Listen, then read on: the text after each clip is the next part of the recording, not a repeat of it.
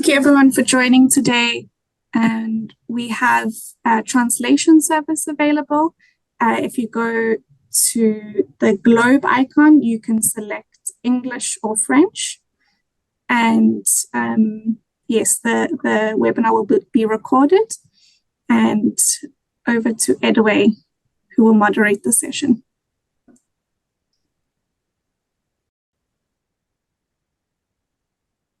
Hello, bonjour, Megan. Can you hear me all? Can you hear me? Yes, we can hear you. We hear you, Okay. Edoé. Thank you.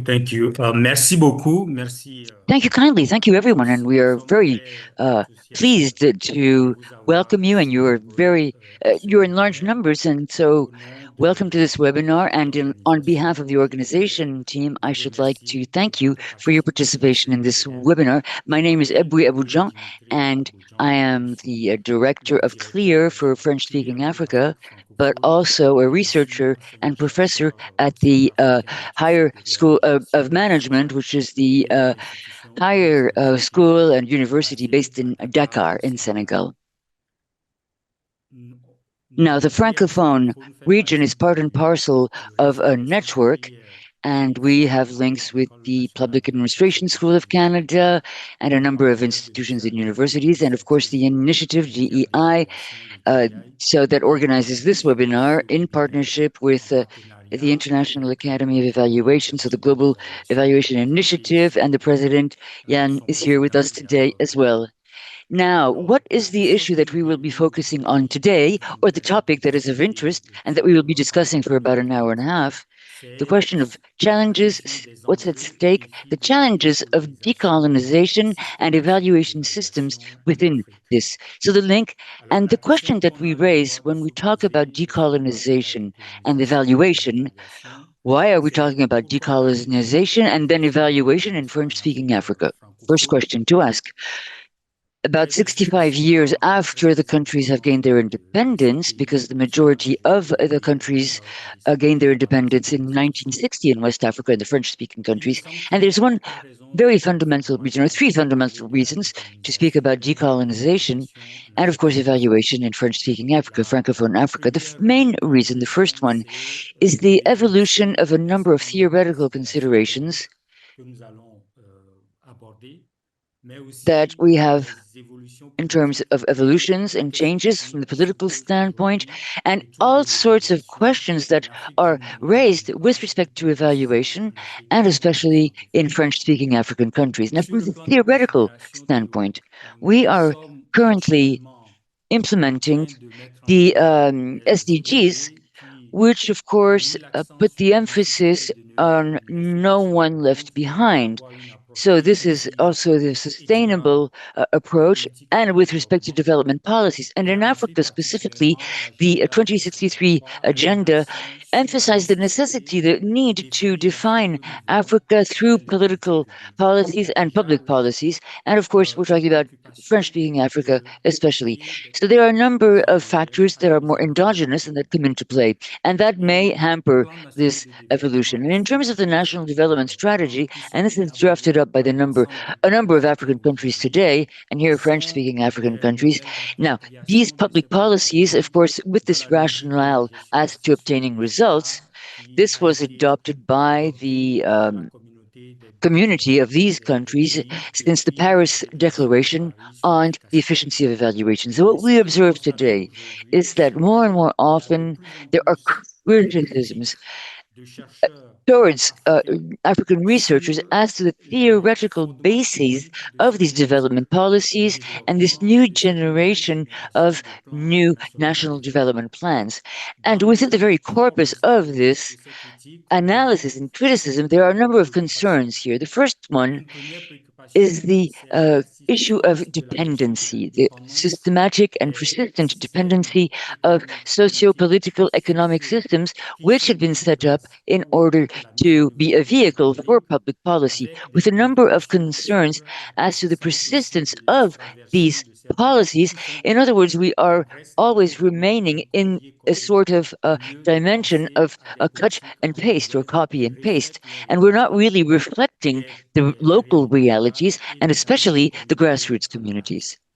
Now, a number of other criticisms are the neoliberal approach with a sort of fetishism as to growth and a sort of cliche, and all this rationale as to catching up and catching up always, pushing the Western world as to the very model that has to be reached, and that is the bar we must attain, basically, and that is the Western countries, the West. And it would be better to have a greater variety of choices with respect to public policies rather than just one model that we would copy or trace.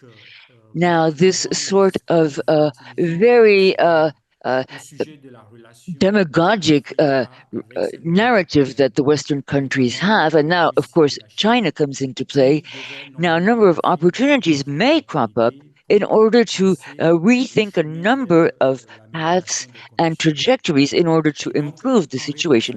Now, in response to these criticisms and to these considerations, a number of researchers propose a sovereignty from the socioeconomic and intellectual standpoint with a very systemic constitution at the very outset, and that would be the genesis of this. So this theoretical debate, as I was saying earlier, and which is gaining more and more importance with more and more publications and reviews. I'm taking as an example the Kakun publication, which was published in October 2024, and which suggests a number of ways in order to have one's own sovereignty and reviewing the entire paradigm that is at the very basis of the national development policies. Now, this is a very lengthy publication, and I'm not going to dwell on it for too long because we don't have that much time for this webinar. So the major question with respect to elites and intellectual elites in Africa, now, number of failings for so long, a number of credible alternatives in light of that have to be proposed for sustainable solutions and equitable solutions at that. So these questions that are raised from the technical standpoint, of course, bring into play a number of other concerns on the political level. And these are expressed through various positions and postures that are more and more often asserted by political decision makers. So on the one hand, and especially with respect to the United Nations General Assembly, a number of African countries have made an appeal, a call for a new sort of world, a new configuration of a new governance system or mechanism to give greater sovereignty specifically to Africa. And within this entire Western African part, now we have to reconfigure the entire political battlefield, as it were, and with ECOWAS, the West African Economic Community of West African States, and of course the emergence of the Sahelian countries, Burkina Faso, Mali, and Niger, to wit, which intend to split from ECOWAS and create their own space, as it were. And this entire dynamic is based on the fact that we call into question this persistence and the existence, the permanent existence of this dependency that we have vis-à-vis the West. Now, there is also another type of alternative faced with this, and vis-à-vis the UN General Assembly, a number of guidelines and especially evaluations made at the national level. So national evaluation systems, which should make it possible for us to carry out evaluations and make these tools, and especially endogenous tools, in our countries, and of course to be used by the governments and public authorities. So this brings about a number of challenges, of course, and difficulties. Within the current context of these countries, which have more and more aspirations and ambitions, of course, to carry out their own evaluations and develop their own national evaluation systems. How do we make sure that these monitoring and evaluation systems are not going to be always based on the colonial past and, of course, the sort of style of the colonial past? So, with respect to the permanent system inherited from colonization, of course, we have not enough, well, there's not enough diversity, and we really need to ensure greater diversity for the future and future generations. So within the cycle of decision making and with respect to development plans, what are the methodologies to be used in evaluation for proper public policies that are decolonized and much more accountable vis-a-vis the base and the communities and the grassroots communities? So as evaluators and assessors, we need to respond to a number of questions, which we'll have an opportunity to do within the framework of this webinar. So we have a number of eminent researchers and who will actually show and give us some illustrations, and of course give their viewpoints, and then there will be a discussion that we'll have amongst ourselves. And of course, we would like to have your points of view as well, and perhaps try to have a sort of brainstorming and see how we can implement this kind of program or agenda. So now we would like to give the floor to Candice, who will bring some clarifications as to the concepts and theoretical prospects of the decolonization of evaluation or evaluation systems. And then Ms. Thokozile Molaiwa will take the floor from South Africa, Ms. Thokozile Molaiwa, who will talk about the case in point of South Africa and what is being done currently in South Africa, indeed, to decolonize the national evaluation system. After this, we will listen to Mr. Abdoulaye Gounou. He is the Director General of DGEOS in Benin, and he will cover the experience of Benin. Then we will hear Mr.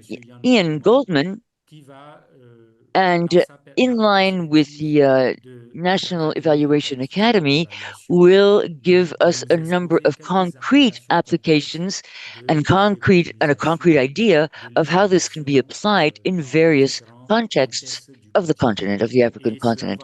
This will lead us to a discussion amongst ourselves, and then we will give you the floor, of course, so that you may express your viewpoints and opinions. And after this, we will give the floor to Mr. Dugan Fraser, the manager of TDI, who will give us a number of clarifications and specifications as to GEI, Global Evaluation Initiative. So please do stay with us, because without further ado, I would like to give the floor to Candice Morkel. Candice Morkel is the director of FLIR for French-speaking Africa, Francophone Africa. She's also the director of ITETS, a training program in evaluation, which is internationally recognized, so it has a lot of popularity, and that has as a base point the this university in Bern, and then a number of other cases in point. And this person has more than 25 years of experience in working with civil society and governments in order to build capacity and, of course, reinforce evaluation, improve evaluation systems. A recent publication by this person, which was done with Ian Goldman, as well as Thokozile and myself, as to this very question of decolonization of the national evaluation systems. So, with this in mind, she will allow us to better understand what we are talking about when we're talking about decolonizing evaluation. So, without further ado, I should like to give Candice the floor. Candice, you have the floor. Thank you. Thank you so much, Edoé, and good morning, good afternoon, good evening to everybody. It's truly wonderful to see so many people in this virtual space together to talk about this very, very important topic with us. So Edoé has very eloquently already made the case for the importance of a continued pursuit of decolonizing the systems that continue to perpetuate inequity, and inequality in our world systems. But before I talk about decolonizing national evaluation systems, let's pause for a moment and try to unbundle some of the other terms that are related and equally important in this pursuit. That is, I know many of you here in this room will know excuse me, Candice, can you, the audio is apparently not very good, so if you can maybe shut off your video. Okay. Hopefully this will work. I am using a headset, which is a little unusual, so it might be the case, but let me also try to speak closer to the mic on my computer. Does that sound a bit better? Yeah, it is. It is better. Okay, perfect. Apologies for that, everybody. So what I was saying, that let's unbundle some of the other terms that are related but equally important. I know in our communities we talk about Made in Africa evaluation, and we also talk about Indigenous evaluation. So Megan, you can go to the next slide. So just to explain what Made in Africa evaluation is and where that comes from. So in 2007, the 4th AFRIA conference in Niger led with the topic, Making Evaluation Our Own. And a keynote address was made by Sully Gariba that launched the Making Evaluation Our Own concept. And he worked very closely with Zenda Ophir on these ideas, and the term Made in Africa evaluation was born. There was also a convening in Bellagio in 2012, as well as a synthesis paper on Made in Africa evaluation commissioned by AFRIA and authored by Professor Bagele Chilisa. And so the basic premise of Made in Africa evaluation is that evaluation should draw from African worldviews to inform practice that contributes to the development of the well-being of individuals, their relatives, others, and the environment around them. And MAE also calls for a greater role for Africans in the evolution of evaluation theory and practice on the continent. So that's in a nutshell. We can't go into too much depth on these concepts in today's session, but there is a lot written about Made in Africa evaluation, and you'll find a lot of material on that. Then when we're talking about Indigenous evaluation, again, an area that is that has quite a bit of work by many evaluation practitioners, especially in New Zealand, Canada, and other spaces. Some of you may know Nikki Bowman, for example. So she wrote a guideline from Bowman Performance Consulting and Wilder Research Institute. And in their guideline, they indicate that there is no single definition of what Indigenous evaluation is, just as there is no single definition of what or who is Indigenous. So basically, again, not able to go into much detail, but for us to understand that Indigenous epistemologies and ways of knowing are centered and valued in the evaluation and research process. So I like to think about this as a large ocean, and in an ocean you'll have many currents, many rivers flowing in and out of the ocean, and but it's the same body of water. So when we're talking about decolonizing evaluation, there are many currents around, such as Made in Africa evaluation, contextually and culturally relevant evaluation, Made in Africa evaluation, etc. So these are all currents that flow together in this big body of work around transforming evaluation.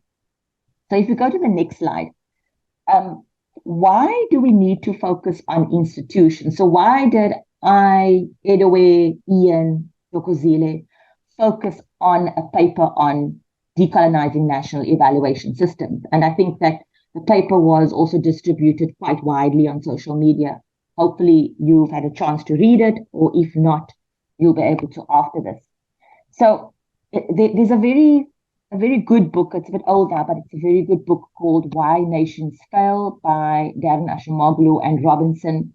And it provides very insightful commentary on the impact of history, especially colonialism, on nations' current state of poverty or prosperity. And one of the most significant aspects of their argument is the importance they place on institutions. And some of their chapters actually examine how changing institutions can change a country's economic trajectory. And in our paper, we then also focused on the enduring nature of the institutions and how the institutionalization of evaluation can have an impact on the effectiveness of a national evaluation system. Our paper tackles this theory of both new and old institutionalisms. These are our public administration theories. And we looked at this as being a framing of what is happening on our continent, on the African continent and elsewhere, in terms of how evaluation institutions are being established, and how these theories might frame how we need to do things differently to ensure the transformation and the effectiveness of these national evaluation systems. And as Edoé was explaining, our systems, our bureaucratic systems might copy old colonial patterns of institutional formation, and they might be perceived as being legitimate because they incorporate formal practices and procedures that are seen in the global order as being legitimate because bureaucracies are, hundreds, centuries old, and we copy those same colonial patterns. But they are actually rooted in the accumulation of power, in exploitation, and in elite-driven models of development. So we started thinking about this differently and started thinking about we should not just automatically assume that the way in which national evaluation systems have been established are the most effective ways of doing and ensuring that evaluation is effective for evidence-informed decision-making. So we actually argue that national evaluation systems need to be transformed in order to integrate a more locally adapted, Indigenous and context-relevant governance architecture. Next slide, please, Megan. So we looked at a constructive critical analysis of the South African and Benin national evaluation systems, drawing on two frameworks and some of the literature on decolonizing evaluation. And of course, we can't go into a lot of detail here, but the paper does, of course, unpack this in a great amount of detail. But I just want to give you a sense of how we looked at national evaluation systems and how we did a critical analysis of two country systems. And there are it is actually two papers in a special edition on the Journal of Multidisciplinary Evaluation. And the two chapters were one from Hasnain, and he did a chapter on decolonizing evaluation. And this framework was taken from that particular chapter. So just very quickly, and I won't go into what the case study said about the two countries because both Thoko and Abdoulaye will be talking about the case studies. But the first framework talks about our bureaucratic systems should rather embrace both and thinking rather than either or thinking. So very often we think about learning or accountability, but what we are saying, what this framework is saying is that we should be thinking about learning and accountability. We should be seeing conflict within national evaluation systems as healthy. So, for example, in challenging evaluation findings, it's not a bad thing, for example. So conflict should not be a bad thing. We should look for good enough rather than perfect. So, for example, when we talk about quality assurance, we should not see it as being draconian, either draconian or helpful. We should see it as being what is good enough. We should look at qualitative over quantitative. So flipping the dominance of quantitative methods. And here, I don't think the framework is saying we should not be using quantitative methods. We should be talking about the dominance of the quantitative method and the obsession with counting things and looking at qualitative, such as storytelling, being also fundamentally rigorous in the evaluation toolkit. Seeing progress as more just and promoting well-being, and de-emphasizing metrics such as GDP as being the only lodestar or indicator of progress in a country. So we should also be looking at strong objectivity with multiple views on data. So in the Benin case, for example, there are strict disciplinary boundaries that drive evaluation approaches, which is seen as restrictive, but Abdoulaye can confirm and talk more about that when he comes on stream.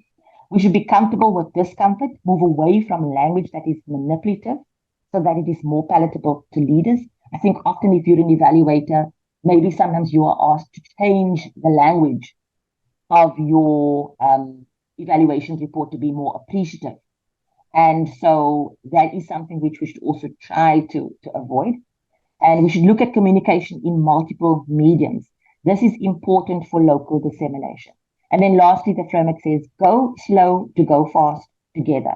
Look at guidelines with strict time frames and procurement processes that define the duration of evaluation assignments, which are particularly rapid, which actually are an impediment to really using the evidence from those evaluations for effective decision making. Next slide, please, Megan. The second framework we used was from Beverly, Parsons, and Winters, from their framework of introducing eco-just systems, a new paradigm on eco-just systems. So Beverly, Parsons, and Kate Winters also did a chapter or an article in the same JMDE edition as her and Snane's article. And we looked at these characteristics of national evaluation systems. That these systems should be more participatory, more flexible, with relatively open boundaries, with government and non-government institutions playing a role. So this is a very important point, because I find that very often in national evaluation systems, I think Toko will talk about this, because I think the South African government is looking at its national evaluation policy framework a bit differently, to say, how do we get non-state actors to also play a role in the national evaluation system? Not necessarily only just participating as producers of or providers of data and participants in the data collection exercise, but actually fundamentally being part of designing the national evaluation system. So being part of evaluation steering committees, for example. A more nested web-like network between government, academia, and non-governmental organizations need to be established. We have to have generative, cooperative values and benefits. The purpose is to evolve and regenerate life, even with increasing complexity of the larger context. And we should have processes grounded in principles rather than rules. I think some of you will be, or many of you in this room, will be very familiar with, the criteria that define how evaluations need to be conducted. And what this framework is saying, that can we have a greater focus on principles rather than rules, and resilience and interdependence rather than homogeneity and predictability. So what these two frameworks are saying is that it's a very different picture from what we know our bureaucratic institutions to look like. And it's a very different perspective and a very different lens. And I think I've probably run out of time already, so I'm going to leave my last slide so that we have some time for Abdoulaye and Toko to actually talk about how these frameworks were actually applied to their case study. Thanks so much, Edoé. Back over to you. Thank you very much, Candice. I think this is a very inspiring presentation on what decolonization of evaluation means and how we can apply that at the system level, putting emphasis on institutions and how we need to reflect on decoloniality, reflect on institutions that we have by improving them to make the system more sovereign. So we will now have two case studies, one from South Africa and another one from Benin.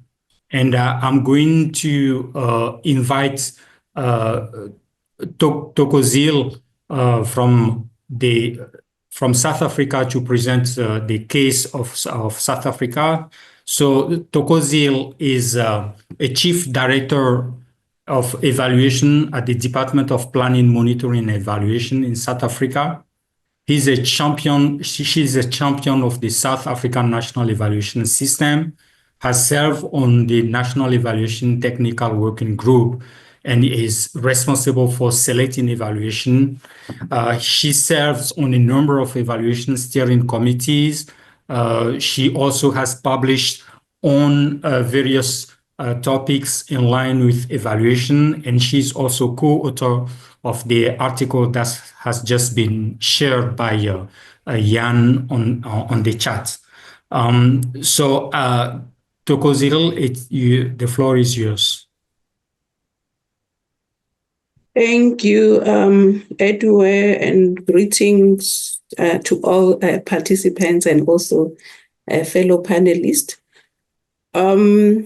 My focus will be on the establishment of the South African National Evaluation System, as well as the approach to decolonization and factors that are hindering this process, as well as lessons learned. So in terms of the establishment of the National Evaluation System, which I will call the NES, it was initiated in 2011 by the Department of Planning, Monitoring and Evaluation, and it was as a response to the need for better evidence to inform planning, budgeting, and also policymaking in South Africa. We took a process where we learned from global examples. For example, we were inspired by the National Evaluation System in Mexico and Colombia, amongst others. And the process was also consultative when we drafted the National Evaluation Policy Framework. We consulted through workshops, study tours, and also consulting different stakeholders, as well as receiving inputs from the South African Monitoring and Evaluation Association. And we also adopted a learning by doing approach where pilot evaluations that were initially taken around 2011 guided the incremental creation of tools like standards and guidelines, as well as quality assurance systems. So the core objectives of the NES in South Africa was to strengthen government's capacity to evaluate and learn from programs to improve citizens' lives. And we also prioritize a learning-oriented system over punitive accountability approaches, as well as collaboration across government departments to ensure ownership and effective use of evaluation recommendations. So in terms of the structural features of the South African NES, it's a multi-level system involving national, provincial, and later local government spheres. And we also use steering committees and peer reviewers to ensure that evaluations that are undertaken are of good quality. The approach that we took to decolonize the national evaluation system, as Candice shared with you, that South Africa was one of the case studies that are included in the paper that was also shared on the chart. We found that in South Africa, there was comfort in dealing with conflict because custodian departments are part of the evaluation steering committee, and they are also given an opportunity to agree or disagree with evaluation findings, and they are also allowed to develop an improvement plan for those recommendations that they agreed on. And the other approach is participatory governance, where we engage non-state actors, as I indicated, SAMIA, and to some extent, some community representatives in evaluation steering committees and consultation process. We also adopted mixed methods approaches to our evaluations, where we encourage the use of both qualitative and quantitative methods, so we capture diverse perspectives. Also inclusivity in guidelines. For example, we've developed guidelines that need to address gender equity, climate change, and also ecosystems health, and also transformation equity, where we require these criteria to be mainstreamed in all evaluations undertaken in South Africa. And as I indicated, Sorry, I opened a window now. There's wind blowing. Apologies for that. We were also learning forecast, and we shifted from compliance-based systems to ones that emphasized improvement and also contextual relevance. Co-creation processes were also adopted, involving multiple stakeholders like Zambia and think tanks around the country. We have also undertaken some efforts to integrate indigenous knowledge, although this remains limited in practice. So challenges in the approach of decolonizing the NES includes limited involvement of community voices in evaluation design, data interpretation, and also decision making. And there's also still persistent reliance on Western evaluation frameworks such as the OECD DEC criteria for evaluations, which limits local adaptation. In terms of factors that are hindering the decolonization of the NES in South Africa, we have structural and financial challenges, for example, budget cuts, which are constraining the scope and also the quality of evaluation, as well as leadership changes, where transitions in leadership weakened the continuity and also the implementation of progressive practices that were established by the NES. Systematic issues include top-down governance, where the system remains heavily influenced by neo-colonial bureaucratic structures, as well as limited citizen engagement, where marginalized populations are rarely involved in decision-making processes, evaluation steering committees, or also the validation of findings.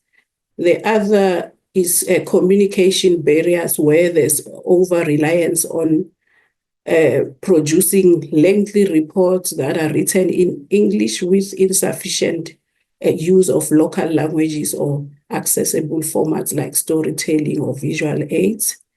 In terms of lessons learned, the key strengths in the national evaluation system is that there's peer learning and collaboration through the Twendembele, which is an African partnership of around 6 countries.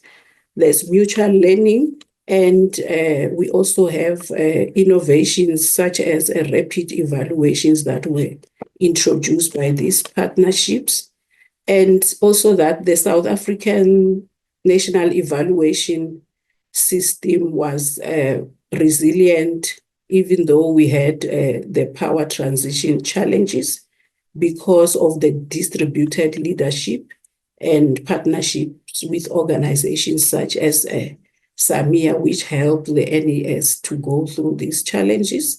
We also developed, as I indicated, guidelines on equity and climate, and this represents progress towards transformative evaluations.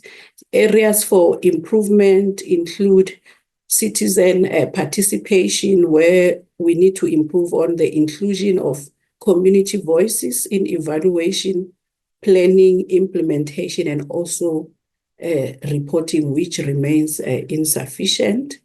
And also we need to decolonize or adopt decolonized approaches, where we have greater emphasis on indigenous knowledge system and culturally relevant methodologies, as well as communication, where results of evaluations are shared in diverse formats and languages to reach broader audiences and encourage use of local or used by local communities.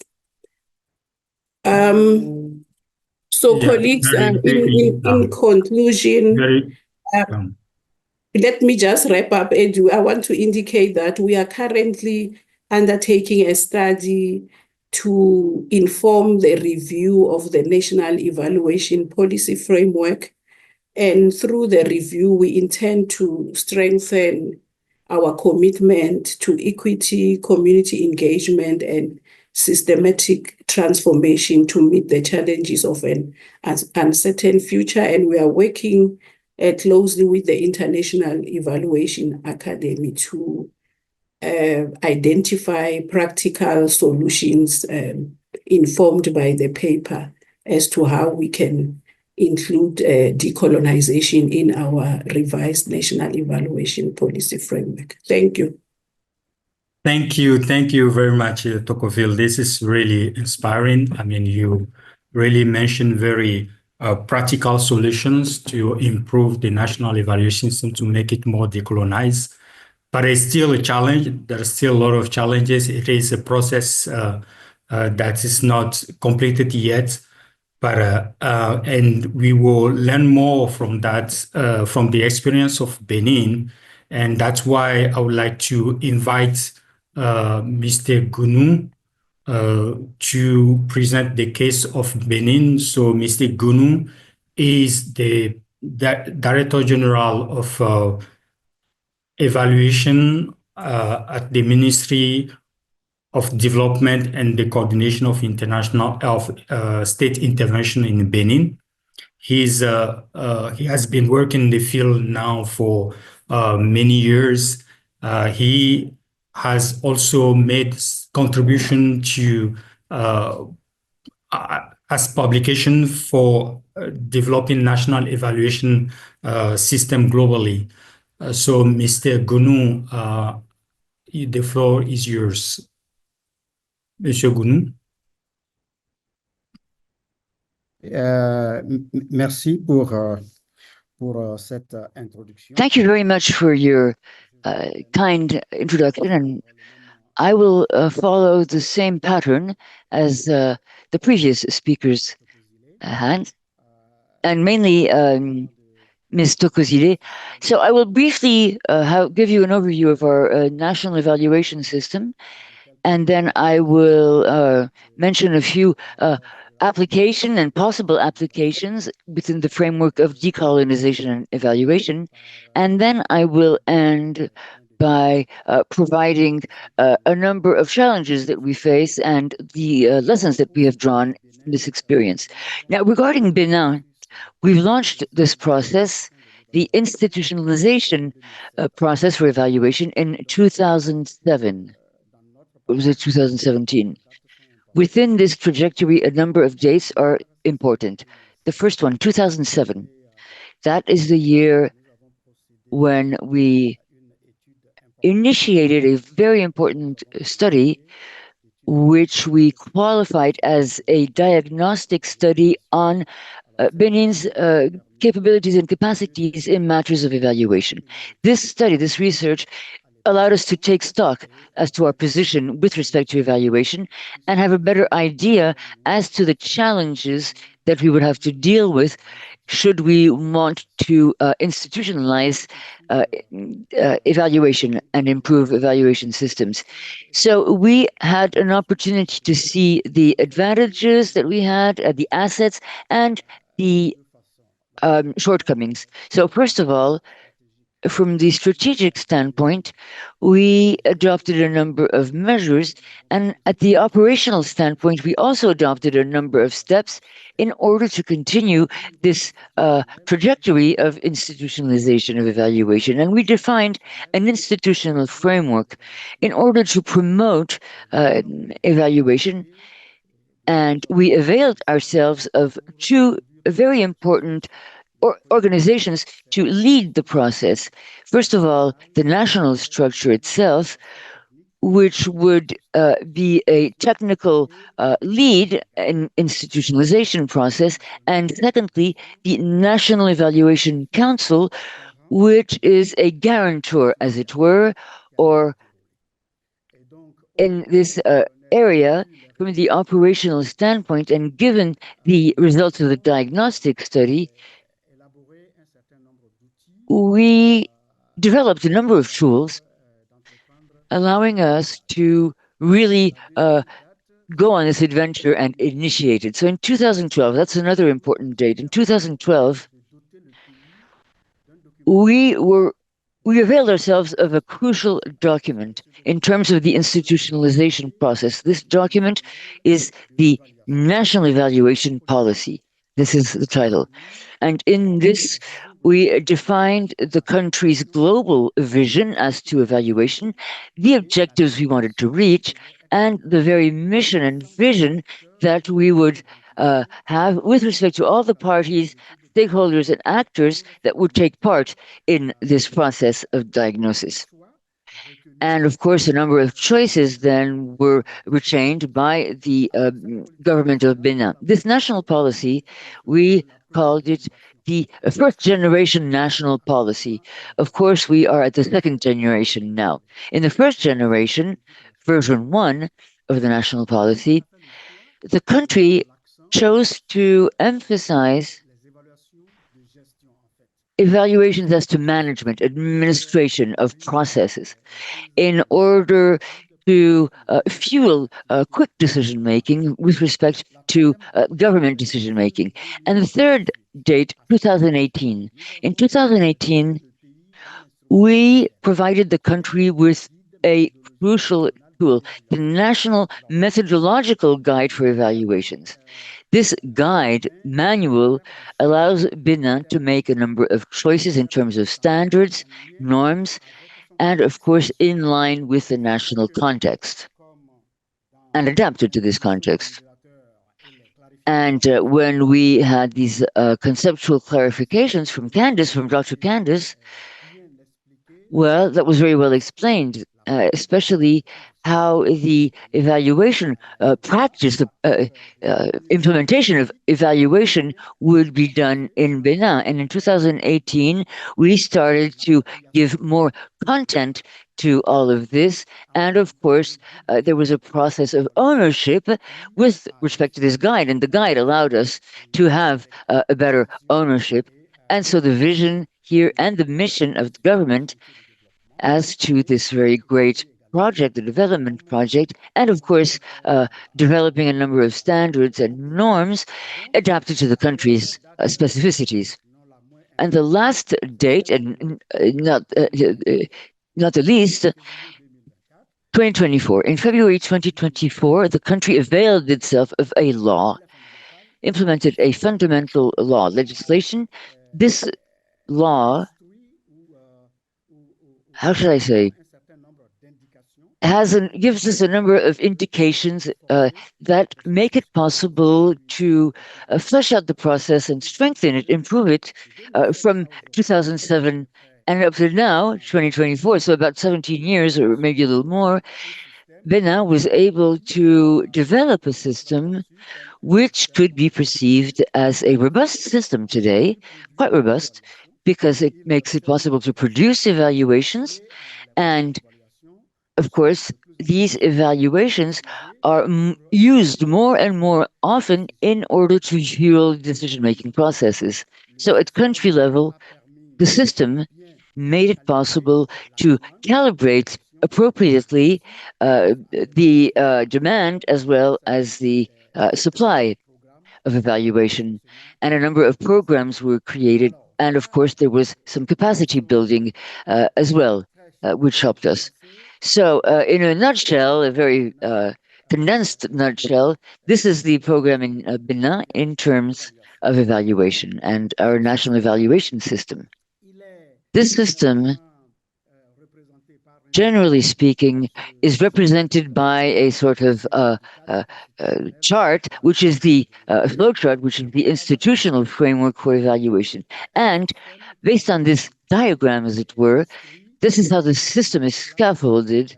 And we set this up, and also with a very participatory approach, an inclusive approach, because the institutional framework, which really brings into play the two organizations that I mentioned at the beginning, that steer the entire process and, of course, moderate the entire framework, as it were, and make it work and run it. This makes it possible. Thanks to the National Council of Evaluation, these bodies are very important. And with respect to these two organizations, well, everything gravitates around those two pillars, as it were.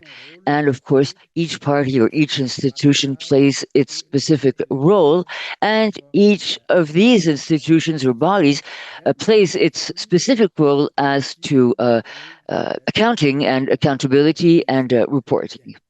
So this is robust, quite strong, and granted, for quite some time, a little bit of time, based on the Africa, well, thanks to the Africa window, the notion of made in Africa in Benin has become a slogan, as it were, a sort of cliche. But the current decolonization movement today allows us to bring more content to evaluation. And this is exactly thanks to Ephrea, and that was very helpful and very valuable. So in Benin, we try to provide greater content and more content within this movement, as it were. And within the framework of this convergence, I identified 5 possible applications, concrete applications, to illustrate how Benin works in terms of decolonization and evaluation. You have 2 more minutes, Director General. 2 more minutes. Thank you. Very well. So from there on, I will just focus on the applications. The first application that we identified is national ownership of the national evaluation system. Ownership and the very notion of evaluation. Second application, as I was saying a bit earlier, the defining norms and standards, national standards and measures, allowing Benin to initiate the evaluation process given its context and given the environment. And then the third application in decolonization, sovereignty in evaluation. Sovereignty in evaluation is crucial, and that is the implementation of the system, setting it up first, but also setting up a funding mechanism in order to finance the entire evaluation activity in Benin overall. And the fifth application that I wanted to mention, the fifth application to illustrate defining the training curricula, and in order for the various actors and players in evaluation, for them to be in line and also express themselves and be on the same page in order to steer this process. Now, of course, there were challenges. I can't say that there were none. The process, as I said, is robust, but we have had to deal with a number of challenges. First of all, the lack of adequate financial resources devoted to this entire mechanism. Human resources, not only financial resources, but also equipment and human resources. Another challenge. In spite of the fact that we have a mature system, yes, we still continue to work very hard for there to be more and more national bodies to use these evaluation systems and within the whole public apparatus. And another challenge that I would like to share with you, of course, we initiated the process 17 years ago, and the very body that is supposed to moderate or sort of run the entire evaluation or the life cycle of the evaluation, well, there have been a number of displacements with respect to the state apparatus. And that was a challenge for us, this movement and displacement. So what are the lessons we drew from this experience? First of all, decolonization of national systems, national evaluation systems in Africa overall, all of Africa, and in Benin specifically, of course, is an effective movement for ownership by local players, local actors. That's the first lesson that we've drawn from this experience. Before giving the system a content, evaluations were basically led by development partners in Benin, in our country. And now, today, those evaluations at about 95% are carried out by national players, and including for funding. Third lesson drawn, there has been an endogenous or indigenous awareness raising, but especially own awareness and becoming more and more aware of what had to be done in terms of the national evaluation system, and of course steered by the government, but perhaps other players in the country. Would you mind coming to the conclusion, please? The third lesson or fourth lesson, decolonization, in so doing, becomes a mechanism that can be reproduced elsewhere on the continent.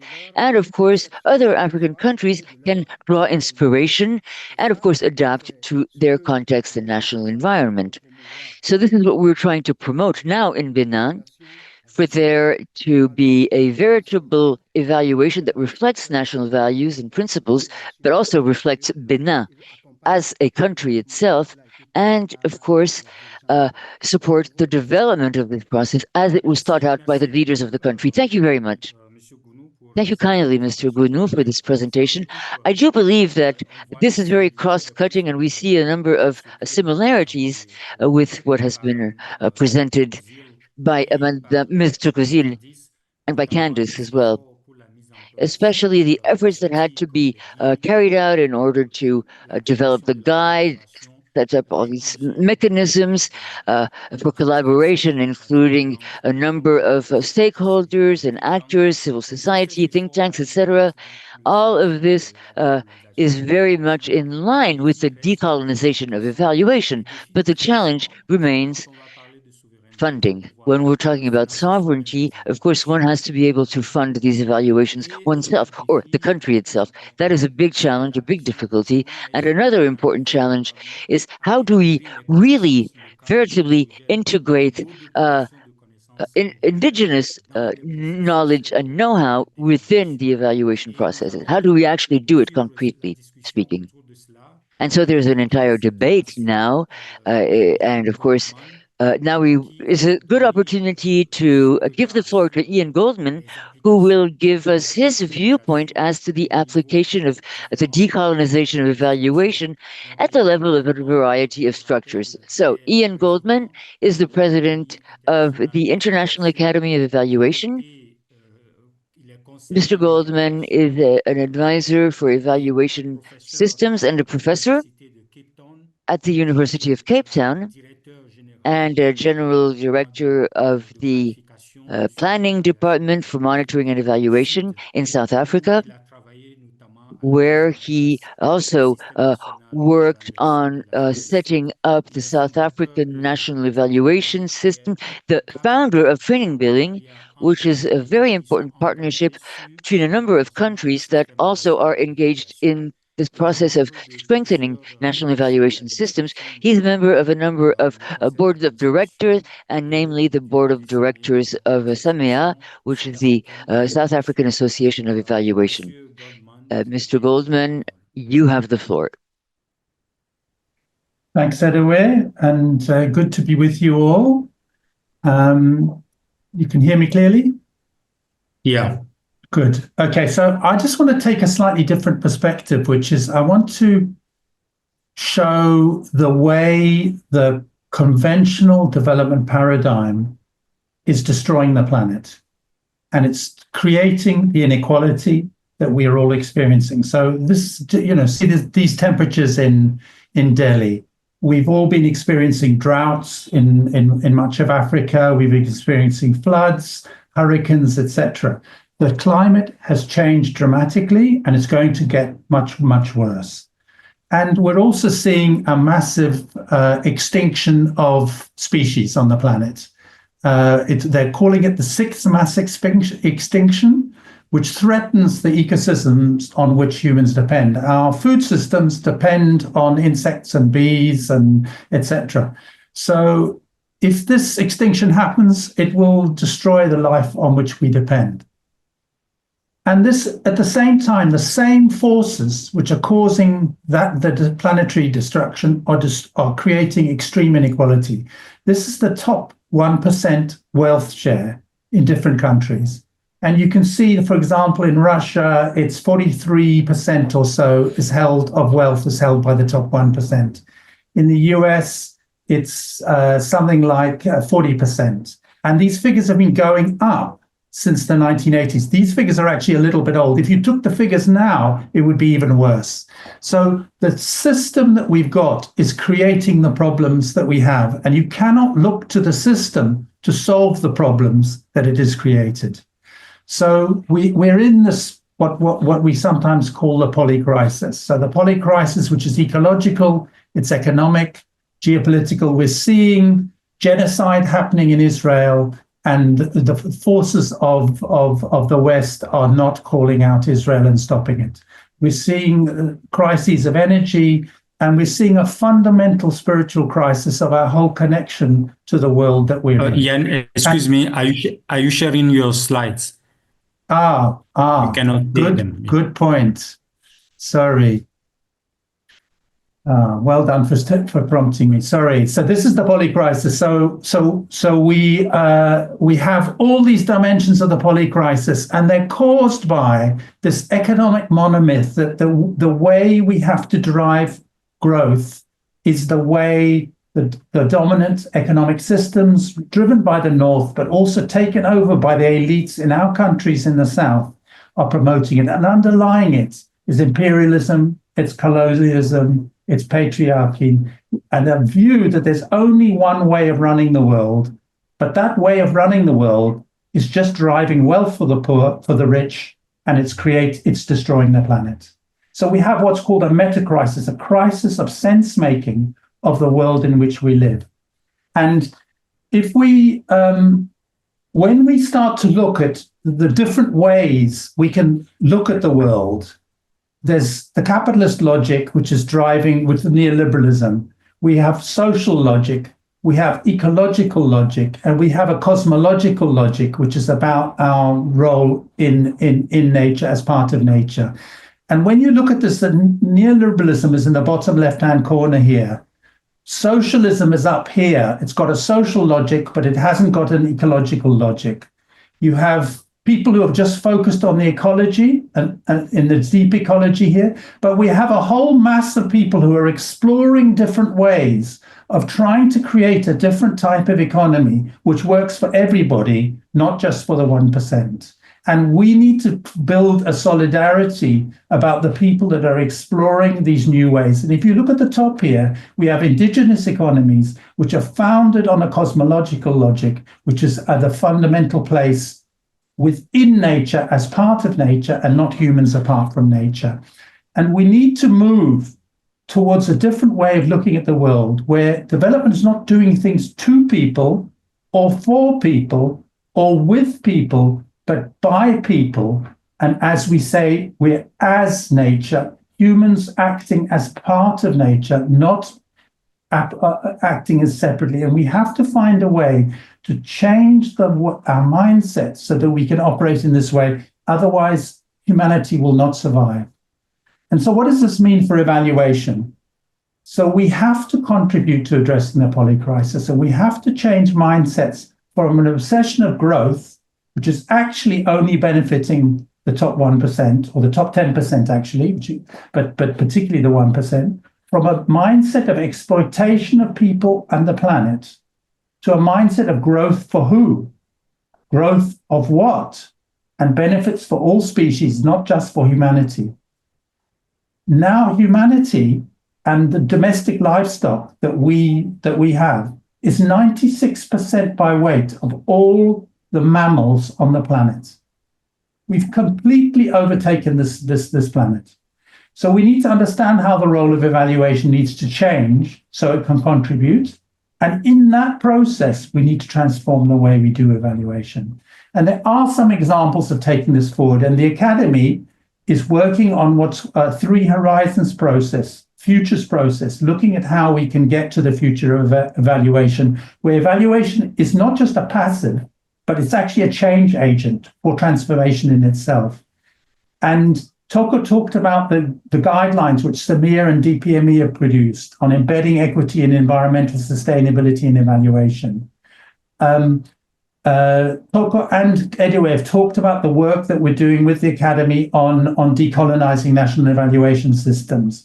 We've been experimenting with training at SHIPDET and also at IDDET with a strong focus on how we need to bring environmental concerns and social concerns into evaluation. And there are good examples, for example, in Canada and New Zealand of integrating working with Indigenous peoples in evaluation. So what can we do as an evaluation community? We need to use platforms such as our VOPES, such as IDEAS, such as GEI, such as the Academy, and we need to experiment. But we need to agree that these issues are so critical that we must change our development trajectory from a destructive focus on growth to regeneration. And this goes way beyond just tinkering with the economy. Evaluation must embed those values itself, which promote regeneration. For example, mainstreaming equity and climate ecosystems health. It can't be neutral. If you're neutral, you're just focusing on the status quo and supporting the status quo. We have to embed these to create a different future. And we have to build a collective future, a collective view on a transformational future that evaluation can contribute to. And the Academy is leading on work with this at the moment, and we will share this in the new year, and hopefully we can build a common platform around these. And out of that, we need to agree on some new initiatives that we need to take forward, and how we can build on initiatives that are pockets of the future in the present, like the DPME Samir guidelines, which are definitely, examples of what we need to be doing. And we've seen lots of examples, for example, in South Africa, in how we structure evaluation systems, how we look at evaluation, focusing on rapid evaluations and evaluative thinking, not just traditional evaluations, using foresight to help anticipate futures. We have to show these new approaches that actually we in the Global South can lead the way in helping to think through new approaches which can transform evaluation and help to transform the world. Thank you. Merci. Thank you. Merci beaucoup. Thank you very much, Jan. It was really very interesting. I want to take note of the last thing you said. The decolonization of evaluation is an opportunity for the global South to present a new way of thinking so that we can think about our future together as humanity.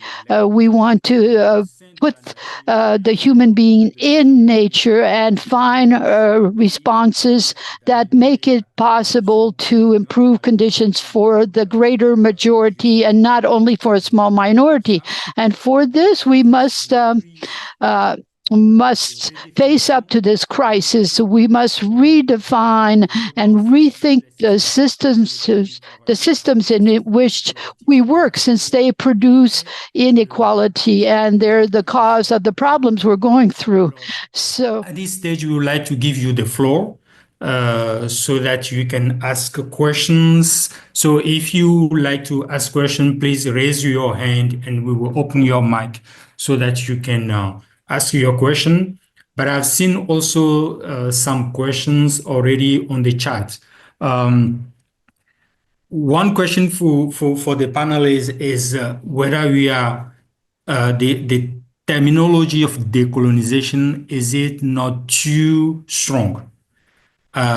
Is it not just better to talk about context sensitive or context-led evaluation instead of talking about decolonization? I think that's what one of the questions on the chat, and I think we will give the opportunity to the panelists to answer that question if there is no hand, if there is no one who wish to speak at this stage. So maybe before someone raises his or her hand, I can give you the floor, Candice, to answer that question. Is decolonization too strong? Thanks, Edoé. Yeah, I mean, it's not the first time I get asked this question, and I've got 2 points about it. First is that it's actually been a case where the word decolonization has almost become a buzzword. So it's lost its potency in a sense over the last 5 years or so. And we need to be very careful about protecting the understanding of what we mean when we're talking about decolonizers. I think that's one of the weaknesses and challenges we have to address. Say, have we defined properly what we mean about decolonizing in the evaluation space? The second, I think, more important point for me is that evaluation and I would say research has been a very, very extractive exercise on the African continent and in the global South in general. And all of these have been ensconced in this very extractive, exploitative model of development that has led to evaluation being subservient to that as well. So you'll find that a lot of our evaluation is not meant for our own learning and development. It's meant for the upward accountability and the continued extraction of information to support an imbalance in the aid and trade sort of relationship between ourselves and I'm going to use a very generic term, the global north or the west. Of course, there are allies and partners in development cooperation who are seriously grappling with this and asking the questions, how can they do things differently? How can they do things better? And they themselves are saying, we need to decolonize, we need to transform. So I think it's important for us to keep pushing the envelope, pushing that term to say that there are certain things that's attached to a decolonial way of thinking that is not about being just simply culturally competent, which itself is a bit of a problematic term because how do you become competent in somebody else's culture? Surely you can only have a competency in your own culture. But I think I'm digressing. But I think it's an important concept for us to really always define what is it that we mean by that it's not just a buzzword. We do truly believe that it's founded and located in histories that continue to exploit and have an impact on the exploitation of people in the global South. Thank you. Thank you very much, Candice. So it is a very important concept because, as Ian also put it, we have a crisis of sense-making. It is about thinking differently. It's not just about doing the same thing, but making it just sensitive to the context. So it is more than that. I have one hand raised, Sarah Sangiuliano.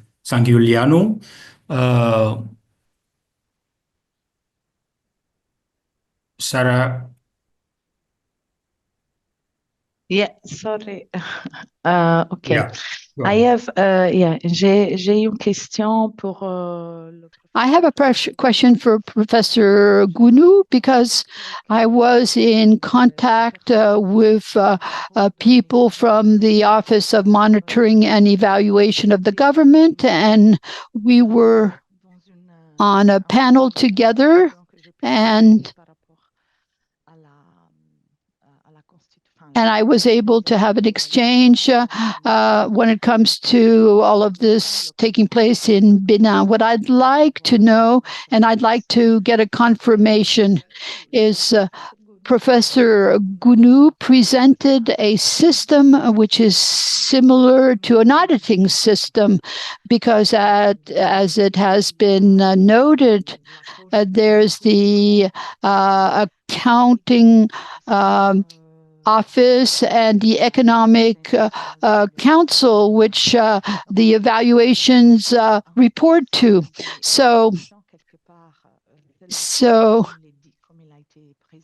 it seems that what he presented is more linked to accounting for the expenditures made in development projects.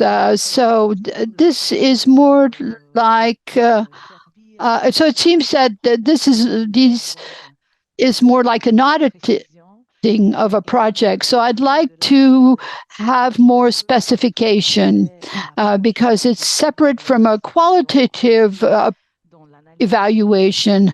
So looking at the analysis of the products and the results and the impact. So it seems more that this is good for for what we consider to be financial audits, because an institutionalized evaluation can lose its objectivity and its independence. So that's what I wanted to say, and I wanted to get more specifications when it comes to the system he explained. And I wanted to say this about what is an institutionalized evaluation. Well, the question is for Mr. Gounou, and he'll be able to answer in a minute. There are two other questions for Ian and Candice. First one is about how do we mobilize around such deep transformation in systems which are continuously evolving. So that's I think question for Ian. How can we mobilize ourselves to support the decolonization of evaluation? And another question for Candice is what role can or has technology play in enhancing decolonized evaluation practices? I think Candice and Toko could respond to that question. So first of all, I will give the floor to Gounou, and then Ian and Toko and Candice to respond to those questions. Gounou? Merci beaucoup pour. Thank you for this question. I think that it's not exactly what I presented. And the lady who asked the question perhaps had discussions with other colleagues in other activities, but we don't have this understanding, which is fairly a reduced understanding of our evaluation. I showed you two main organizations, the organization to promote these evaluation, and then the organization to guarantee the process. So the Directorate of Evaluation and the National Council of Evaluation in Benin. What we've done up to now is that we've conducted evaluation that allow us to see the implementation of our program and projects and to improve overall the decision-making when it comes to the development process. Having said this, we don't have a national system which promotes the auditing, financial auditing. Not at all. We are a system that was built with categories of actors, including one which is the Ministry of the Economy. So our laws give a certain number of actors the right to evaluate: the government, the Assembly, National Assembly, the civil society, and all. So all these stakeholders can carry out evaluation. So the evaluations carried out in Benin through this system are evaluations which don't only deal with financial aspects of programs or projects or even the policies that are implemented.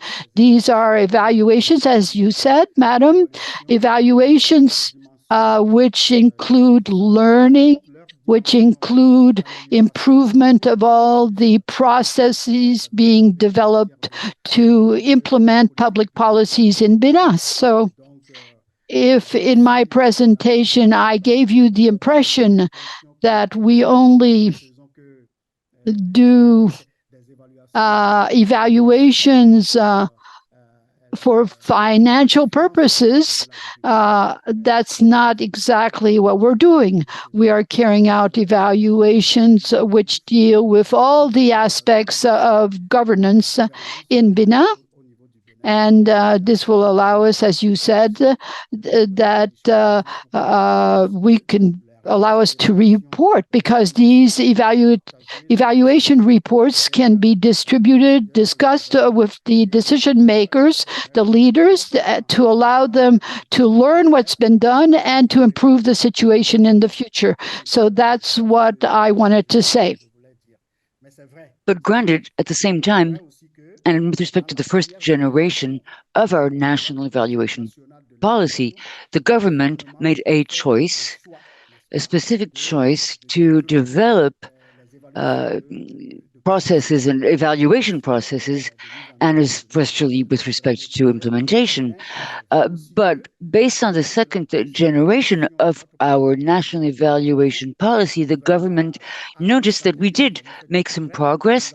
So we developed some tools, and now we have a number of national actors that can carry out evaluations. And now we can really open all of this up to research, and also carry out impact evaluations and anything that accompanies that.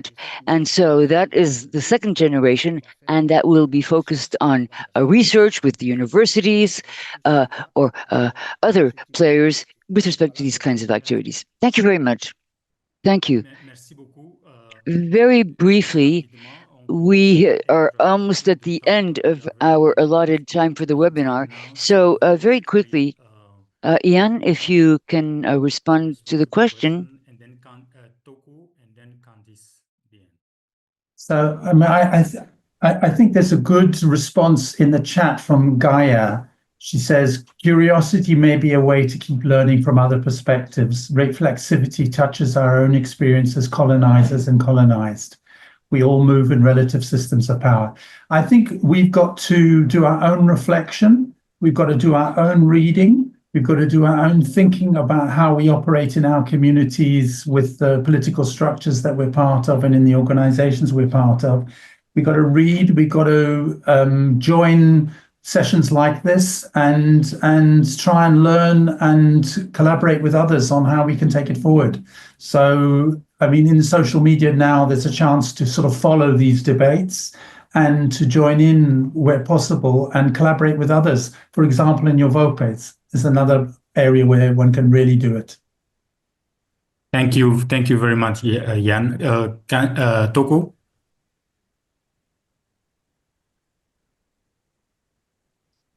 Toko, can you hear me? Hi, Edoé. I missed the question. Are you able to? So yeah, the question was how technology can help improve the system, make the system more decolonized.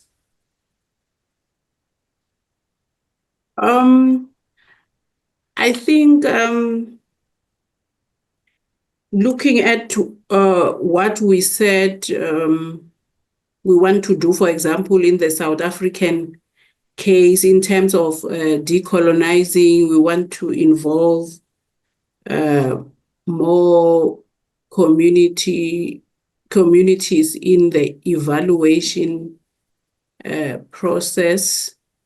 And I think for now, we have not thought of the role of technology, but I think it does have potential to decolonize. But considering that we want to reach people on the ground, we might also need to take into consideration whether the people that we are targeting to participate in the evaluation process do have access to the technology, which I believe is capable of assisting to decolonize, but we also need to look at issues of access.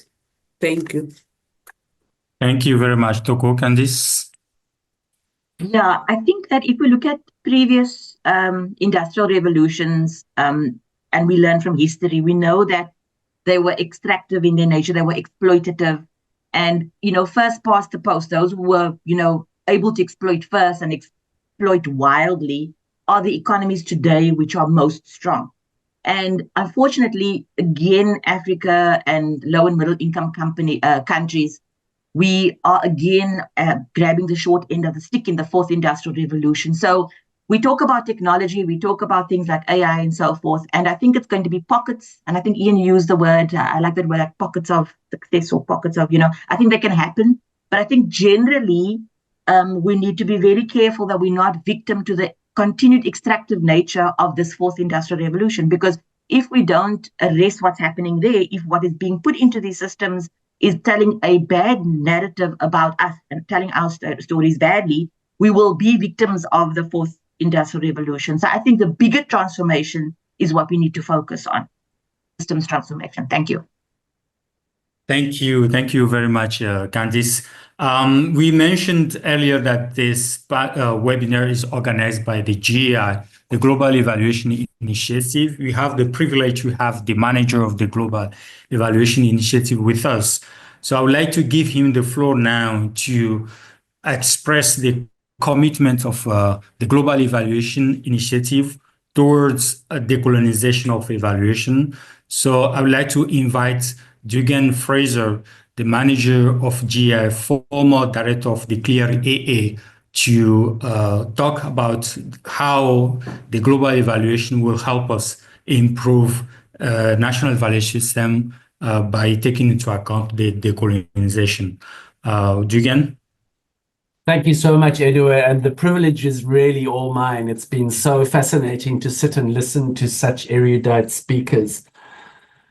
And I think what I really come away from this with is a real appreciation for the fact that colonialism started 500 years ago, and we are only now starting to unpick the effects.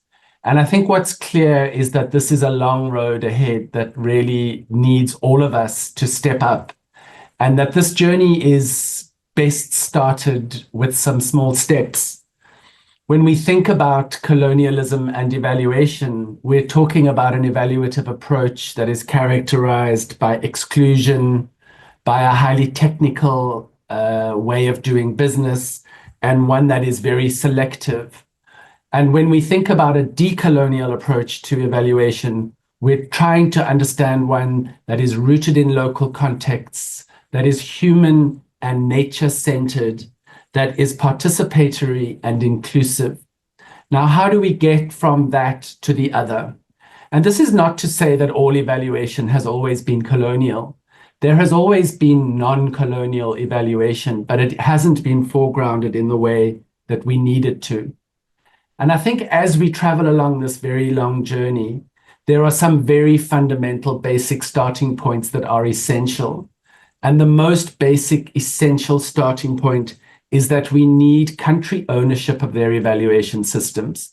That's a sine qua non. Without that, nothing can happen.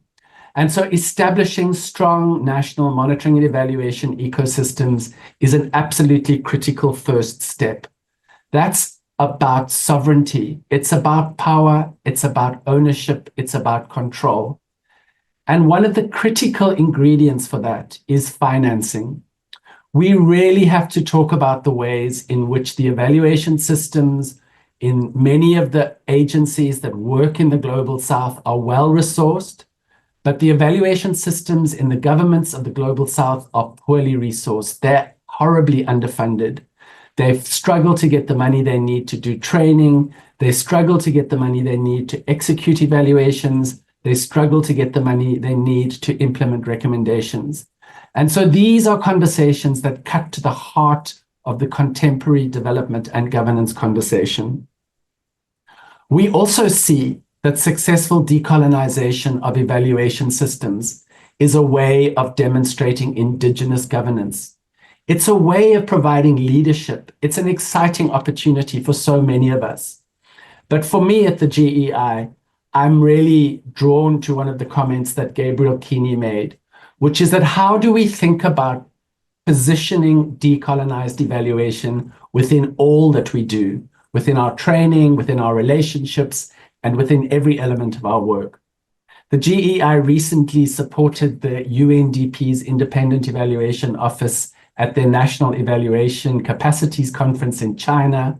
What emerged from that was a Beijing action plan. We think that Beijing action plan is a very useful guide on what decolonialism would look like on a global level. But a point is that every country needs to make it their own. They need to adopt an evaluation system that makes sense for them. One thing is clear. We managed to have well over 300 people on this webinar. And what that says to me is that this is an issue that really, really speaks to people. I'm so grateful to the people who convened this, especially to Edoé for his fabulous moderation, to Megan, who's been a wonderful convener. I want to thank you all for your participation. Decolonising evaluation, building a national evaluation systems is the reason for the Global Evaluation Initiative. It's the reason why we have our implementing network of clear partners, of IPDET. We work with ANAP. We run the Better Evaluation website. These are all things that we seek to do. We look forward to this long journey with you, and we're excited to have you as our traveling companions. Thank you so much to the speakers today and to the wonderful, incredibly interesting audience who've been so lively and vibrant on the chat. Thanks very much, everybody. Have a great day. Bye-bye. Thank you. Bye-bye. Bye-bye. Thank you all. It was a pleasure to have this conversation. Very inspiring, your conclusion and remark. Dugan, thank you a lot. And see you in a couple of months for the next GEI webinar. And Merry Christmas, Happy New Year to everyone. And we look forward to the next conversation on evaluation. Thank you very much.